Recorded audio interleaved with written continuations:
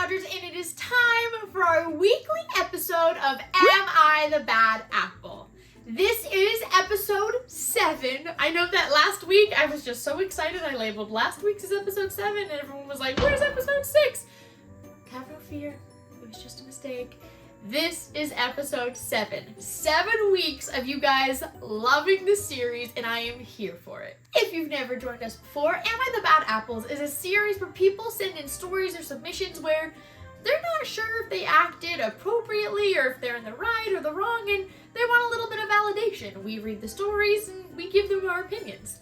Sometimes you guys agree with me and sometimes you don't, and that's fine. We all have different life experiences, we all travel down different paths, and we're all gonna have different outlooks on different scenarios. And just because you disagree with me doesn't mean I don't love looking at your reasoning. Now, you might not change my mind, but I still love looking at your thought process and reading, oh yeah, that's why they thought that way. I see that. I might still disagree with you, but that's the beauty of it. We don't all have to agree. Before we get started, make sure to like, share, and subscribe. Hit the little bell down at the bottom so that you can be notified whenever I post any of my shenanigans. And without further ado, we're gonna get started with week 7. Yes, it is 7. Episode 7, week 7 of Am I the Bad Apple? Apple number 1. Am I the bad apple for avoiding classes taught by professors with accents? I'm a college student who wears hearing aids, which helps me a lot, but I do still have diminished hearing. I struggle hearing with loud background noise or while talking to a person with an accent. When choosing classes, I usually pick professors with English names over foreign-sounding names. Last week, while registering for classes for next semester, I mentioned this to my friend. My friend is a native English-speaking white person, and he called me a racist jerk and hasn't spoken to me since. I don't think there's anything wrong with what I'm doing because it helps me hear, but maybe I'm wrong. So, am I the bad apple? Do I think you're the bad apple for choosing classes that will help you in your medical disability? Absolutely not. You need to do what's best for you and your medical condition. Like 100% that's justified. Do I think the way you're going about it is right? No. Looking at someone's name? Come on. I think that just looking at someone's name and being like, oh yeah, they're probably foreign. I'm not gonna take that class. Like, that's questionable, okay? I don't like that. I totally get that you have a medical need, and that's fine. Why not go to the building and check these professors out in their office hours? Have a conversation with them. Just say hi. Anything other than just judging them based off of how foreign their name sounds? Do I think your friend was in the right for calling you a racist jerk and ignoring you? I think that might have been a little bit of an overreaction, because even though what you're doing is kind of like an involuntary prejudice kind of thing, like judging someone based off of their name and how foreign it sounds, don't do that. I do think that he overreacted. I don't think he should have spoken to you that way. Because at the end of the day, you do have a reason to be avoiding professors with accents. I just think that the way you're going about it is very judgmental and not okay. So I don't think there are any good apples here. I don't think anyone's a bad apple, but I don't think anyone's a good apple. We need a name for that. Not a bad apple, not a good apple. Let me know in the comments what we should call that, because we don't have a name for that right now. I don't think anyone is right. I don't think anyone is wrong. I don't think there's any good apples. I don't think there's any bad apples here. What do you guys think? I need help with this one. That's my vote though. No good, no bad. Everyone just chose poorly. Apple number 2. Am I the bad apple for punishing my daughter for her bad grades? Pre-judgment? No, I don't think so. But now I feel like there's gonna be some twist and he's gonna be punishing her too much. I don't know. Well, let's see. My daughter, 14, had anxiety problems ever since she was little, but it wasn't that severe. 3 months ago, my daughter changed drastically. She stopped eating, talking to us or her friends, and her grades dropped. We were really concerned, and her teachers strongly suggested we take her to therapy, which we did, and she was diagnosed with severe depression and social anxiety, which was expected. The therapy sessions looked like they helped her a lot. In the first month, she already began making progress and started talking to us and her friends again, and is eating whatever her mother cooks. We were really happy to see this, and every day she would get better and better. The thing is, though, her grades didn't. They're terrible, and she ended up barely passing this year. That's what infuriated me and made me cancel her therapy sessions. I know to some it might sound terrible, but paying $120 per session and seeing no progress in her grades make me feel like I'm seriously wasting my money now that she's returned back to normal. Not only that, but since she really enjoys going to therapy, I think telling her that she needs to get higher grades to continue her therapy sessions, and that could motivate her to study harder and thus get better grades. My wife disagrees with my logic, and we had a massive argument because of it, which ended up in her saying she's gonna pay from her money for the therapy sessions, which hurt me, because I see her and my money as our money. My daughter is also really upset with me and was begging me to keep her in her therapy sessions, but I think I'm gonna stick to this plan. So, am I the bad apple here? Yes? What is wrong with you? There's so many problems with this. First of all, literally like in your first couple sentences, you're like, oh, she's always had anxiety, but like it wasn't that bad. And then she goes and gets diagnosed and they're like, no, it's that bad. It's that bad. Why would you even feel the need to like tell the world, oh, I didn't think it was that bad, if the doctors clearly told you that you were wrong? Second of all, therapy isn't tutoring, my dear. If you want extra help with grades, then get her a tutor. Therapy is for your own mental well-being. I put her in therapy, but her grades stayed the same, because that doesn't help her with content. If she needs extra help with grades, you get a tutor, period. Therapist isn't gonna help her study. Third of all, back to normal? I don't like how you said that. I don't like that. That alone, like that one phrase makes you the bad apple.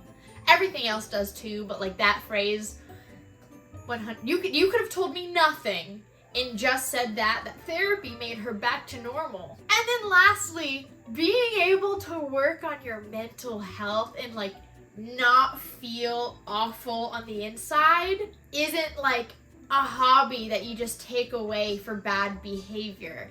And the fact that you want to make it that is gross. She likes going to therapy, so if I take it away, it'll make her work harder. No, it'll make her depressed again. You, wow, are a really bad apple. This poor girl. Props to her mom for like sticking up for her and being like, no, I'll pay for it with my money then. Oh, it hurt me that my wife said her money when it's ours. Well, I'm sure it hurt your daughter that you were like, oh, you're back to normal now. Why aren't your grades better? What is wrong with you? Like, literally dangling her mental health in front of her like it's a Barbie doll that you can give and take away. Like, that's gross. You're a bad apple. You're a bad apple. Can't change my mind. Apple number 3. Am I the bad apple for yelling at the autistic kid? There's no way there could be that bad of a twist in here. Yes, you're the bad apple. There's no way. I, 15 male, go to school with a guy I'll call Jake. Jake has high-functioning autism and is also a bully. He won't ever pick on someone bigger than him, like me, but he will pick on smaller guys and seems to really like picking on girls. He'll always say he didn't understand what he said was inappropriate, but he's never held accountable by teachers. So on Monday, he was really harping on a girl I'll call Jessica. I've known Jessica since I was 6, and I can say she's quiet, she keeps to herself, and she's incredibly self-conscious. Most of this is because when she was little, she was involved in a fire and has a really bad burn. Jake wouldn't stop Jessica how ugly she was, and how she'll never get a boyfriend because no one wanted to be around someone as ugly as her. Jessica told him he was being cruel, but he still wouldn't stop picking on her. Jessica started crying, and our teacher tried to say he probably just didn't understand what he did, but I blew up. I said it was ridiculous that everyone kept giving him a pass to bully people just because they're afraid of upsetting the autistic kid. Well, I wasn't, and there was no way he didn't know that it was inappropriate to call her ugly and continue insulting her after she kept telling him he was being cruel. He's a bully. Him having autism doesn't make him any less of a bully, and it was ridiculous to expect others to just get bullied to spare his feelings. The teacher gave us both attention, and Jake is trying to play the victim, but I made it clear he was just a bully, and I have no tolerance for bullies. The rest of the week, no one would talk to him or associate with him, and now he's blaming me for ruining his life. His mom called my mom yesterday and asked me to apologize. I won't, and now she's upset and says I'm bullying her child. My mom says to do what I feel is best, but my grandmother thinks I was being a jerk to call him out in front of everyone and that I should be the bigger person and apologize. So, am I the bad apple for not apologizing? First thing that I want to address, because I didn't know this until very recently when it was brought to my attention like on TikTok, that the term high functioning and like high functioning autism, like that's not, you don't use that term anymore. Like, I was told that it was very like condescending, that it's not something that should be used.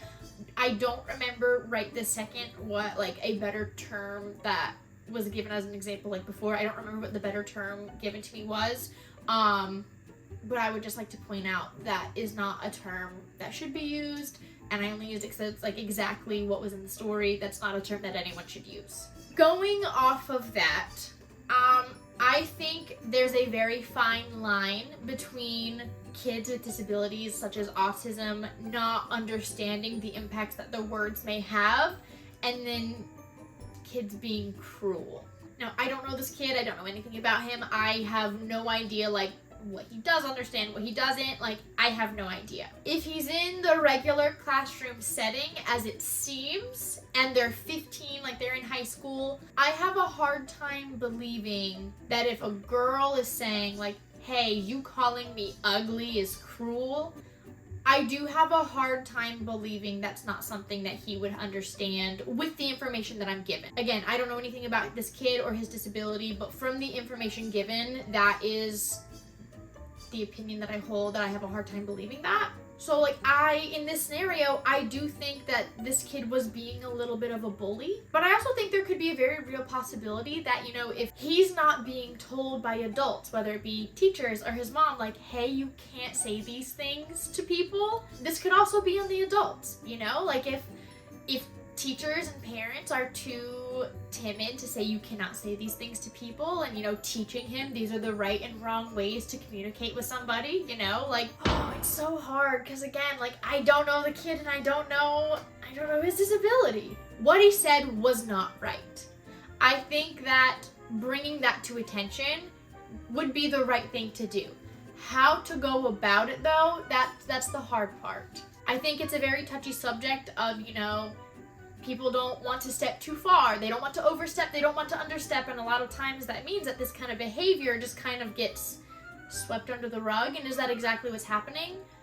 I can't say one way or another. I'm not there. But I do see that happening all the time in schools. I can see where this kid would feel like something needed to be done and said and addressed so that this kid stopped making other people cry. But I didn't see him first go to a teacher or go to another adult and say, like, hey, this kid is making people cry. This needs to be addressed. Like, I know he said that teachers have not addressed it, but I have not seen him say, like, I went to a teacher or someone went to a teacher and was like, hey, this isn't acceptable, and then just blow him off. Like, I would want to see him take that step first instead of just calling him out and stooping down to his level. Do I think he's a bad apple for it? Maybe not. I don't like how he handled it. I would not handle that situation in that way myself. I don't think it was a malicious, oh, I hate this kid and I want to make him cry. Like, I can see him trying really hard to stand up for the other kids and thinking that what he was doing was the right thing. I don't agree with his actions. I don't think he was the bad apple for it, but I would have liked to see him handle it in a better way. These are really hard today, guys. These are really difficult. Unless I'm being, like, too timid for all of these. I don't know. Do you guys agree? Like, 2 stories in one day where we don't have any good or bad apples? What do you think? Apple number 4. Am I the bad apple for making my girlfriend feel dumb? Oh, no. Okay, let's see. While sitting next to my girlfriend on a plane, I was bored as heck and started looking at the maps that are on the back of the airline magazine. friends. A conversation between us started, and it led to her revealing that she didn't know where Florida was on a map.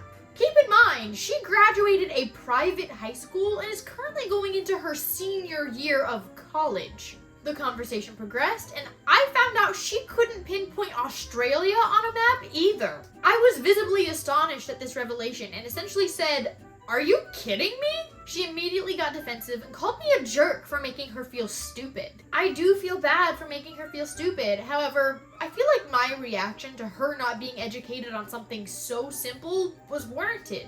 It might even be a wake-up call for her to learn some basic geography. So, am I the bad apple? Oh no. No, honey, you're not. You're not at all. 20-something years old. You don't know all the continents? No. You're not the bad apple no. You know what this makes me think of? Is like, what is it? Lie Witness News by Jimmy Kimmel, I think. I haven't seen it in a while, but I used to show it to students all the time. Like grown adults that are just so bad with geography or history or common sense that it's embarrassing. I used to tell my kids all the time, like, if you need my class so that you don't look like that when you get older. And I told them that if you ever end up on that show and you say something dumb, I don't claim you. Nope, not at all. Did not teach you. You must have been sleeping in my class. I don't know. It is sad that a 20-something-year-old woman cannot label the continents. It is sad that a 20-something-year-old American woman doesn't know where Florida is. Mickey Mouse would be so devastated. Another thing that I just want to point out is so many people are like, private schools are such a better education. Clearly not.